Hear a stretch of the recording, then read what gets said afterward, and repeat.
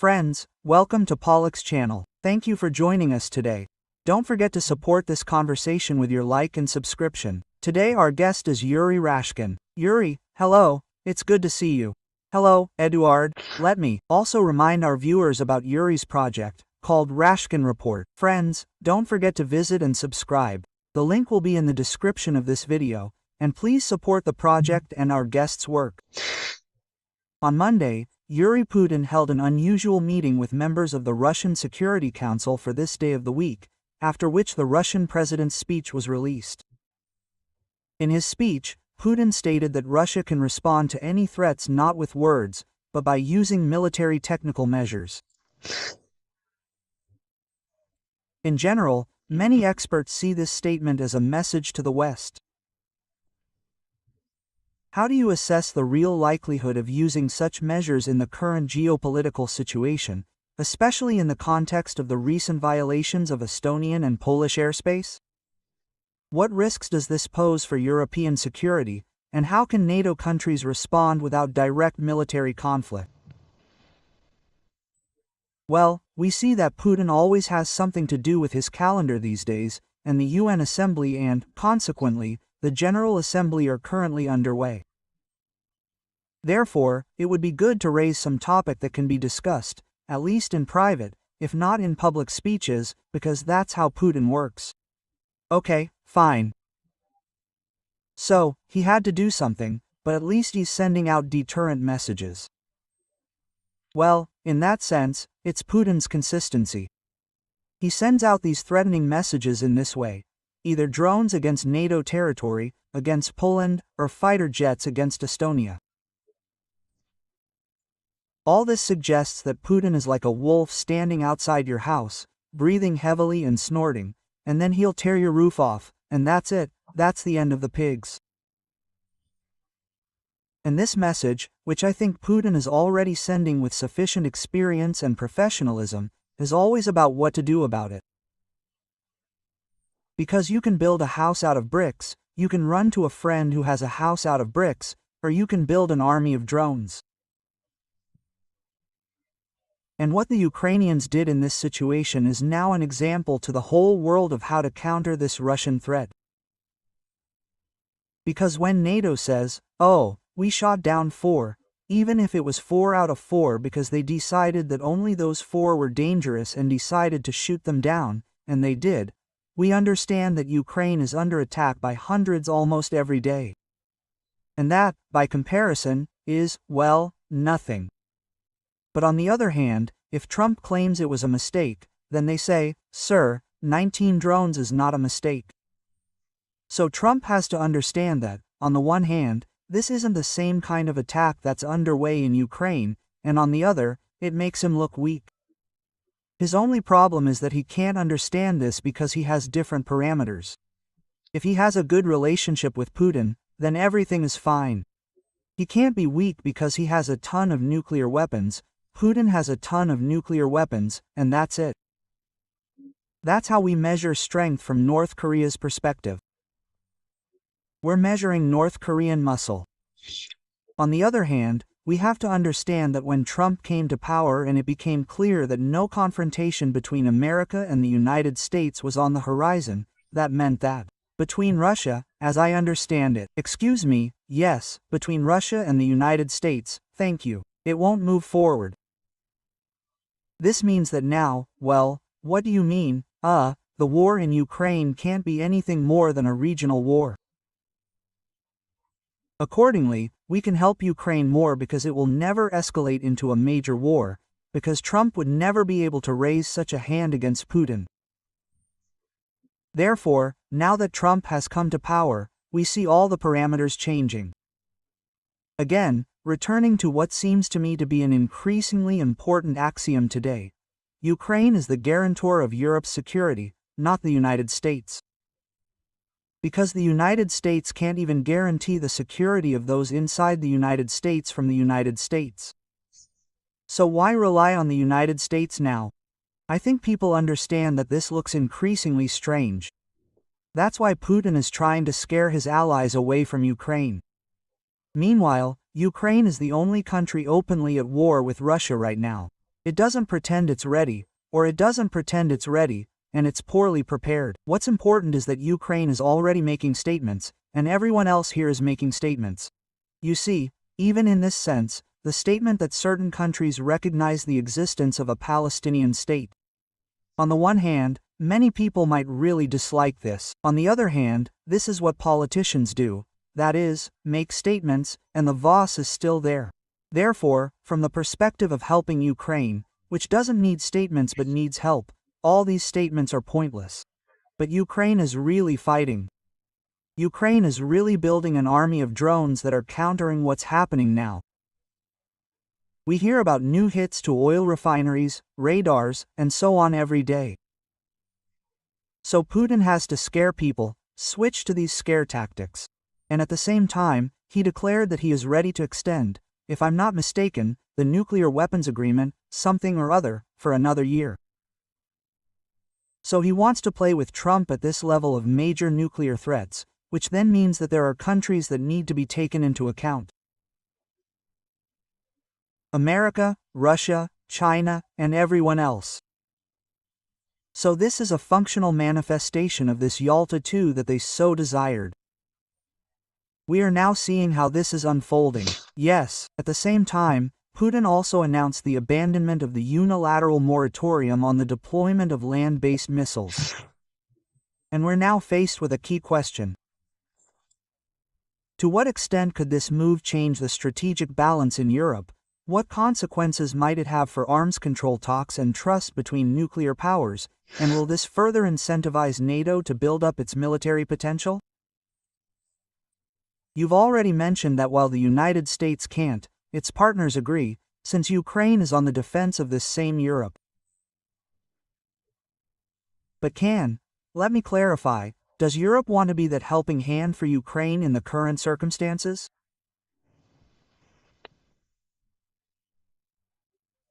And yes, and I don't want this helping hand to be particularly visible, because I'd like to help Ukraine, and I'd even like to use Russia's $300 billion, but I don't want Russia to notice too much, because Russia has said that those who take its money will suffer.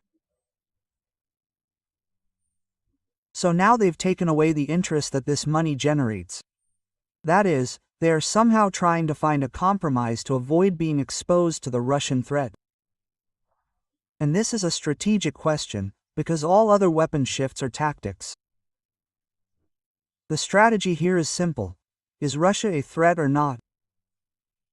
If Russia is a threat strategically, and it clearly is, then something needs to be done to counter it. Diplomatic, military, economic, whatever works out. But militarily, we see that Putin may move his pawns forward one more square, one step. Meanwhile, Europe can, well, do something on its side. But Putin is not stopping. And although it seems clear that he has no strength to open a second, or third, or fifth front, he still trolls Europe, reminds Europe that Trump is weak, that Trump won't help, that Trump won't come and save us, that Trump, well, isn't Santa Claus. And if anyone ever told you he's Santa Claus, well, it's dangerous to listen to such people. But Putin is doing this, and he's trolling NATO countries. He's proving that he's right, and not everyone else. If this continues, then the reality emerges that NATO doesn't exist. NATO is just a figment of someone's imagination who wants, even then, what's the point of wanting to join NATO? If your club, the one you so desperately wanted to join, is catching fire and is burning blue, you're desperate to join that club, or people in that club are desperate to jump out and join you because at least you have, a fire extinguisher. So, there's a completely different calculation here now. And in this situation, Europe doesn't have much of a choice. But the only choice is kinetic, whether to fight the Russians or not. And we see that there's no desire, never has been, and never will be. Again, why should we value Ukraine? Maybe the Ukrainians don't have the desire either, but they're already fighting, they're already carrying out this incredibly dangerous task. Europe can help economically, which, in principle, it seems to me, it's trying to do both militarily and diplomatically, especially diplomatically. Oh, European diplomats are simply, recognizing the Palestinians as like diplomatic nuclear bombs. So when it comes to diplomacy, Europe is stronger than ever. But when it comes to confronting Putin on the battlefield, Europe really needs Ukraine. And given the two types of assistance that President Biden used to help Ukraine, that is, transferring weapons from warehouses and making new orders, we see that there is talk with Trump about making new orders. When will this happen? In a year or two, and there is no aid from warehouses anymore, and clearly there won't be. There is no talk about it right now, and maybe it will happen, well, we'll see. But there is no talk about it, not even a talk about it. And with Trump, talking is the only thing he specializes in. So if we haven't even reached that stage, wow, then there is nothing to talk about at all, and the orders will come after a certain period of time. Accordingly, Europe urgently needs to, increase its military production, because there are simply no options. Whether they want to or not, they have to do something.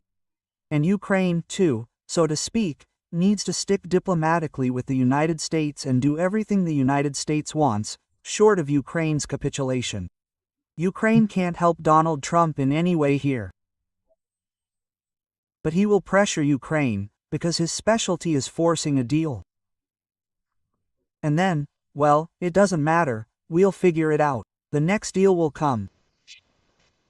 The point is that the current escalation of tensions between Russia and Europe and the United States, to some extent, is happening against the backdrop of attempts at negotiations. To what extent do Putin's current statements complicate the search for a diplomatic solution to the war?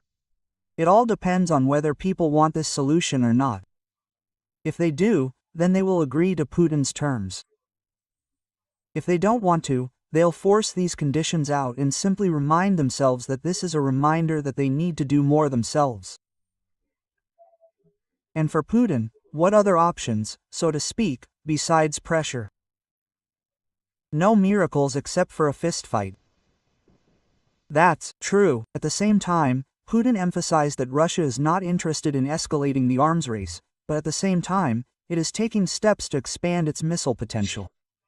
How do you assess these contradictions between statements and actions?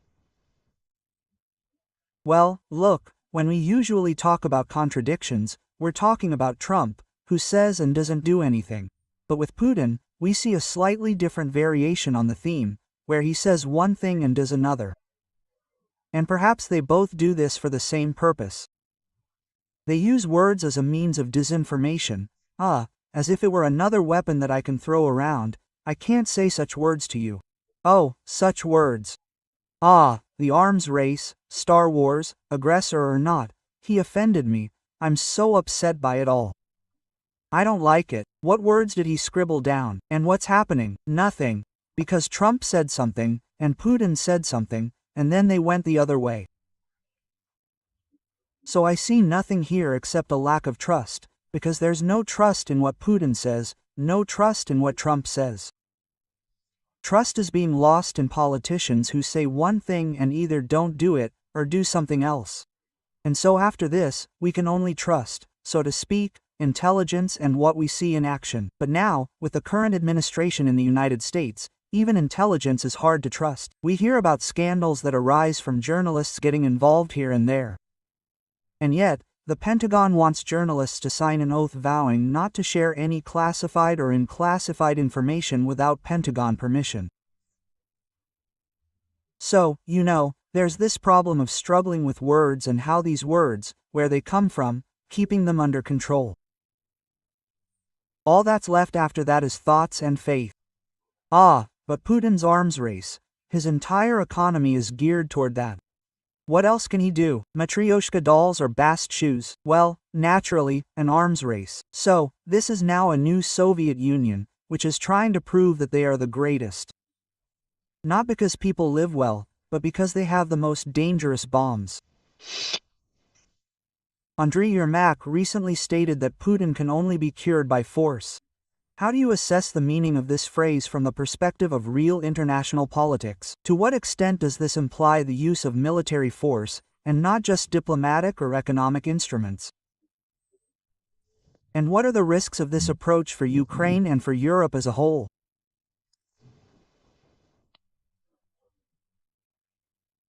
Partly, when people begin to feel that they have no choice but force, it's because no one has stopped them. They're not told, no, not for a long time. They haven't told Putin for a long time, and they haven't told Trump for a long time. Less and less. Quote, that is, he's completely fallen asleep. I don't know, we'll see. If anyone else is telling Trump, it's that he's pressuring his attorney general to, initiate cases against his enemies. There's evidence, there's no evidence, clues, it doesn't matter. And so their actions and words mean they're being denied, both when they're not denied and when the world bends over backwards for them. And these aren't just the leaders of countries, but the leaders of these giant corporations. All these Jeff Bezoses, Elon Musks, and the like, who are, well, used to everyone telling them, yes, otherwise what are you doing here? The most you can say is, it will cost a lot of money. Well, okay, fine, whatever. So, they understand only strength, because they understand nothing else, but they don't hear anything at all. So this speaks of weakness and that we are not yet capable of stopping them. Accordingly, the force required to stop a person now requires more and more force. And well, how can I say it? In this sense, Ukraine is demonstrating it, because you can stop Putin as a person, but you can also stop Putin as a regime, as Russia, as an aggressor, as a country, as an aggressor country. And even Trump has admitted that it is an aggressor. So here, I think Ukraine is demonstrating its strength. And it seems to me that the Europeans are very happy. In general, all those who are pro-Ukraine are incredibly happy about every announcement of Ukrainian victories. And Ukrainian victories at the moment are also every explosion at an oil refinery, just as they are victories on the battlefield for, I don't know, some small city that no one has ever heard of outside of Ukraine. But the fact that another oil refinery is burning is understandable, because it truly is a blow to the aggressor, to the aggressor's forces. So there's an understanding of force here. Again, it's just what counts as force. I generally believe that there is force, there is influence. There is power, and there is influence. And Putin has power, which he can lose. But it seems to me that, for example, Ukraine's influence, the influence of the confrontation, can continue to grow unabated. Therefore, Putin, I don't know, he will understand. Maybe he will never even understand anything. It doesn't even matter in what sense, whether he understands force or not, because the only thing he might understand is the absence of life. But this is already a question of misunderstanding. It simply doesn't matter whether he understands or not, because he doesn't exist. Arguing with such people. You see, I thought that when the big invasion happened in 22, it seemed to me that everything was finished with Putin, because it was impossible to negotiate with him. He is a man who violates boundaries. He's fighting with others, which means he's not a man capable of negotiating. A peace agreement should have been signed with someone else. And if that's the case, then no matter how much force you show him, he'll keep pressing the pedal. The only thing is, perhaps, this man can understand his weakness. So, maybe from this perspective, it's somehow more productive, because Putin can, if he presses the pedal, but nothing is happening, because his refineries are shut down, there's no gasoline, and there are tanks, and cars, and the country is at a standstill, and that's it. And so, perhaps, he'll understand his weakness, because he's not succeeding. But then everyone else around him will understand it, and he'll be immediately devoured. What will happen in history? We'll move on to the next chapter of this Russian catastrophe. We'll keep watching. But for now, what you're talking about as expected isn't happening, and there are different assessments of the Russian economy. For now, the process, let's say, continues. Keith Klok spoke about his disagreements with Trump over ending the war in Ukraine. Klok stated that his position on resolving the war in Ukraine differs from Trump's approach. According to Klok, Trump is insisting on a peace treaty, bypassing the ceasefire stage. Klok himself considers this unrealistic and proposes a different approach. First, a ceasefire, then peace negotiations. How do you assess the pros and cons of each approach, and how realistic is it to implement a direct peace treaty without a prior ceasefire? Well, look, let's just finish the previous question about whether Russia is strong or not. And that's what we're currently testing. We're currently testing whether the Russian economy can withstand all of this. And given that the Ukrainians have no choice, they can't surrender, and the Russians, in principle, don't care. Otherwise, the Russian economy could very well collapse, because they really don't care. The main thing is that salaries are paid, so there seems to be a certain element of self-interest here. It's not just about beating people with truncheons. Well, let's see. Slave economy, Arab warriors. And as for your question, remind me, it was very interesting. I'm talking about the disagreement between Kellogg and Trump. Regarding Kellogg and Trump, yes, Kellogg, I watched it and read his interview with The Telegraph, and he comes across as an incredibly decent person. He's simply smart, a good guy, understands everything, and speaks well.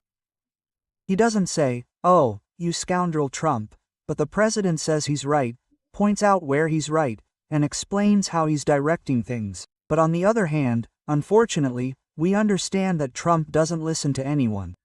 He might listen to Putin. And that's why I'm glad there's someone who can show that we have adults in our administration. We have smart people. But on the other hand, I'm not at all sure that these people have any kind of pressure on the government. At best, they can explain why what's happening fits into some big picture. Because, of course, Kellogg is right that it's impossible, that seeking a complete ceasefire and complete peace as the first stage means there are no negotiations at all, because there's not even a desire for them, because there are so many issues. And as Kellogg said, if the shooting stops, it will be difficult to restart it. This is very, very practical advice, a very practical view. This is something we can strive for. But he says, let's solve all the problems at once, and then we'll sit down and sign one big deal. You'd have to be a complete Trump to think that would work in such a situation. Moreover, when Trump recalls all the wars he stopped, including between Armenia and Cambodia and Azerbaijan and Albania, he needs to be reminded that, despite the fact that he's completely confused about what was written on the card, not all of these wars ended in complete peace. There are many, many ceasefires that could flare up at any moment. That's life, basically. So, when he says there's no need to do anything here, let's move straight to peace, this is a complete misunderstanding of the situation. Kellogg has a very good understanding. He also has a wonderful perspective on what he said when the interviewer, Lord Ashford or someone else, asked him about, "What do you think about this territory? Should we give it to someone else or not?" Quote, "What's that? This isn't Ukraine at all." And Kellogg says, "No, we can't give up territory. What are you saying? God only made land, that's all. We can't give it up. Okay, so your priorities are clear." And with this statement, he clearly, well, it seems to me, expresses a very clear, one might even say pro-Ukrainian position. And then again, if Kellogg were president, if Kellogg were defense minister, it would be so cool. But we have a minister of war, and his name is Pete Hegseth. So, I'm glad to be counting on Kellogg listening, because at least the Ukrainians aren't bombarded when this one-man show comes to Kyiv. But on the other hand, disagreements between U.S. experts and politicians, like Carroll and Trump, could affect Washington's position in the negotiations. There's a risk that internal debates could weaken support for Ukraine or, conversely, increase diplomatic pressure on Russia. The internal debates, it seems to me, looking at this administration, are roughly 70%, 30%, 80%, 20%, 90%, from the more insane to the more reasonable and pragmatic. And the more insane ones have more power because they'll say anything to keep Trump happy. They don't care about anything else, as long as Trump is on their side. And there are a couple of others, like Marco Rubio, like Keith Klolock, who are trying to push through some kind of how to do it strategy. They're thinking about the consequences of their actions, and they're trying to somehow convince Trump that this will be best for him, his beloved, because everything else is completely irrelevant. But it would be very good for the president if he did this or that, or agreed to a truce, or put pressure on Putin, or said a few tough words about Putin, because he looks like a weakling. Well, if only these small percentage of individuals in his circle can get through to him, otherwise that's all we have hope for, because everyone else is simply egging him on, it seems to me. He feels even more empowered in his terrible instincts, for example, about persecuting his own enemies. He clearly comes out and feels that everyone around him agrees. Why don't we attack? Why don't we open criminal cases against my enemies? So, why put pressure on Trump? And again, how can you put pressure on her? I recall the Epstein case, when they had a falling out, supposedly over an estate, when someone went behind the other's back and bought something, well, Trump went behind Epstein's back, or when Epstein allegedly stole Trump's masseuse. But the idea Trump put forward, well, it's crazy, but it's all on a purely personal level. There's nothing the Russian army can do in relation to Ukraine, as a country to a country, that can change Trump's focus, because he proves that he doesn't view people, countries, and nations subjectively at all. He only looks at the leader. And if you can't control your own people, then you're a weak leader, because that's what Putin bequeathed. And Trump actually looks very weak because he's losing the support of his own people, because everything he touches falls apart. But he's also prepared to pressure Zelensky to agree, despite the fact that Ukraine will never accept any capitulation, because Trump will get a deal anyway, and then Zelensky will have to sort it out, and what happens next? And we're seeing more pressure on Trump right now, by the way. This is interesting within the Republican Party against Israel. Because Israel's actions, combined with anti-Semitism in the Republican Party, are now leading to a shift in Republicans' position on Israel. And here we're seeing a certain debate within the Republican Party. Regarding Ukraine, we have one Republican congressman, Don Bacon, who's talking about doing something, and that's terribly unprofitable.